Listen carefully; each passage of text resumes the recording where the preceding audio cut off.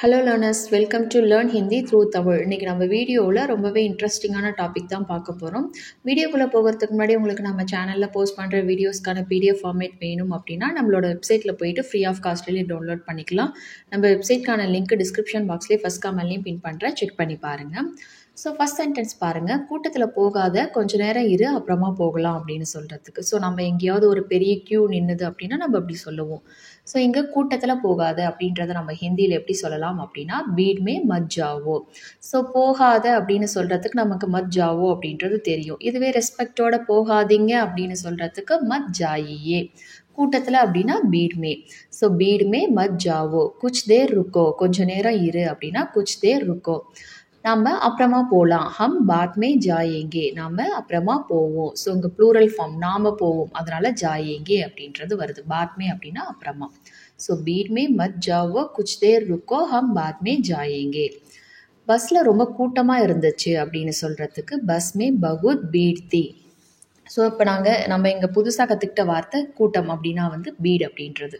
So நம்ம போகாத, கூட்டத்தில் போகாத அப்படின்றத ப்ரெசன்ட் டென்ஸில் சொல்கிறதுக்கு பீட் மே மத் ஜாவோ அப்படின்றத சொன்னோம். கூட்டமாக இருந்தது அப்படின்னு சொல்கிறதுக்கு. ஸோ பீடு ஹே அப்படின்னா கூட்டமாக இருக்குது அப்படின்னு அர்த்தம். கூட்டமாக இருந்தது அப்படின்னு சொல்கிறதுக்கு இருந்தது பாஸ்ட் டென்ஸ். ஸோ தா இல்லைனா தீ வரும். இங்கே பஸ்ஸில் ரொம்ப கூட்டமாக இருந்தது அப்படின்னு சொல்கிறோம். ஸோ பஸ் பெண்பால்ன்றதுனால பீடு தீ அப்படின்றது வருது.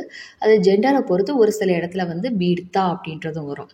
ஸோ இருந்தது அப்படின்னு பாஸ்ட் டென்ஸில் சொல்கிறதுக்கு தா இல்லைனா தீ வரும். அப்படி தான் இங்கே அந்த பீடு அப்படின்றது மாறுது. ஸோ பஸ் மே பகுத் பீடு தீ.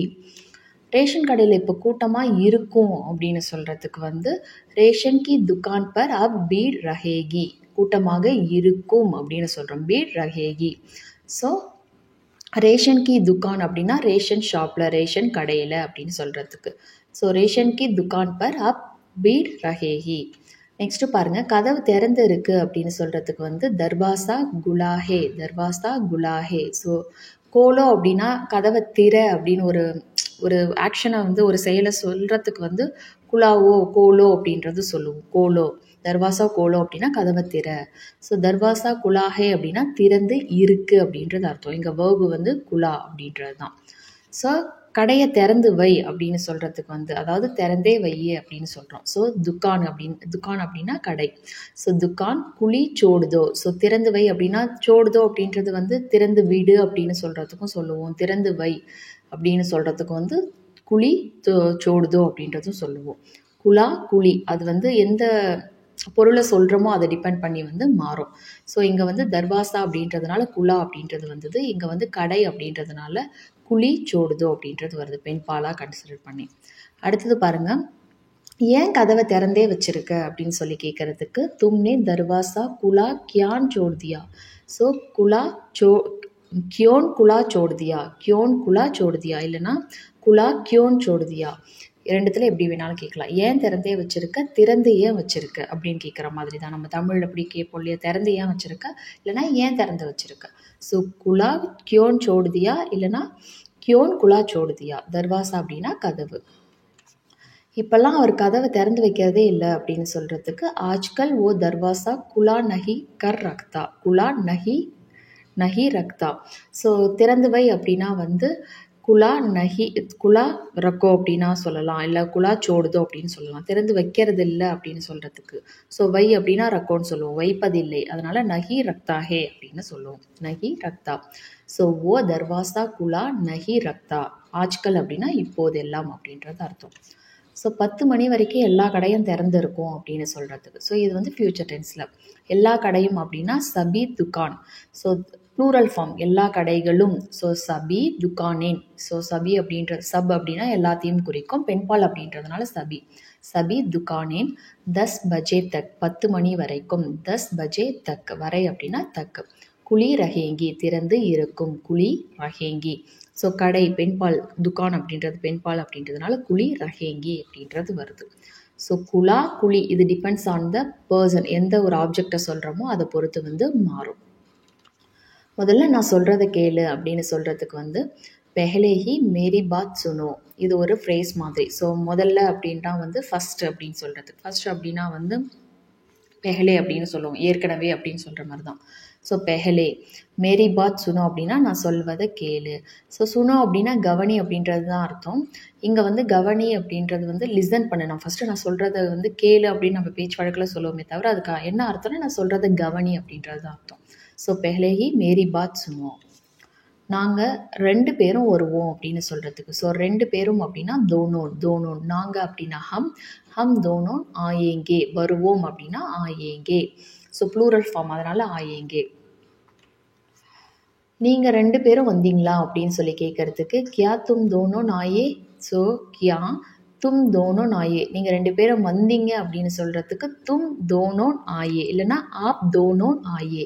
நீங்கள் 2 பேரும் அப்படின்னு சொல்கிறதுக்கு வந்து ஆப் தோனோன் ஆயே, ப்ளூரல் ஃபார்ம், அதனால் ஆயே சொல்லணும். ஆப் தோனோன் ஆயே. நீங்கள் 2 பேரும் வந்தீங்களா அப்படின்னு சொல்லி கேட்குறதுக்கு கியா ஆப் தோனோன் ஆயே, கியா ஆப் தோனோன் ஆயே. அடுத்தது பாருங்கள், அவங்க 2 பேரும் எப்போவும் சண்டை போட்டுகிட்டே இருக்காங்க அப்படின்னு சொல்கிறதுக்கு ஓ தோனோன் ஹமேஷா லட்தே ரக்தேஹேன். லட்தே ரக்தேஹேன் அப்படின்னா சண்டை போட்டுக்கிட்டே இருக்காங்க. லட்தே ரக்தேஹேன் இருக்காங்க அப்படின்னு சொல்கிறதுக்கு ரக்தேஹேன் அப்படின்னு சொல்கிறோம்.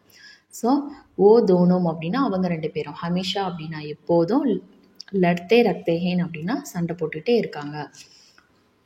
எல்லாத்தையும் விட எனக்கு இந்த ஸ்வீட் தான் பிடிக்கும் அப்படின்னு சொல்கிறதுக்கு. ஸோ எல்லாத்தையும் விட அப்படின்னு சொல்கிறதுக்கு வந்து சப்சே.